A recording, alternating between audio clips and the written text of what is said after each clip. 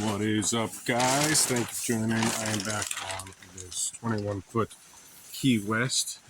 It had a small spider crack inside here. I've got the gel coat on there, obviously, and that's paint earlier this morning, and put on 4 coats. And the color's looking pretty good. I'm happy with that. It's blending in decent, and I'm not really getting a good picture here, but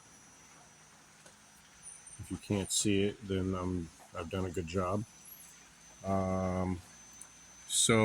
Once this dries, which will be 24 hours, I will come back and give it a good sand. Please do turn on notifications. Sorry I didn't get any footage for this. It's not really a good place to hang a camera, and hard to hold with 2 hands. I mean, 1 hand. So anyways, thanks a lot for watching. Appreciate it.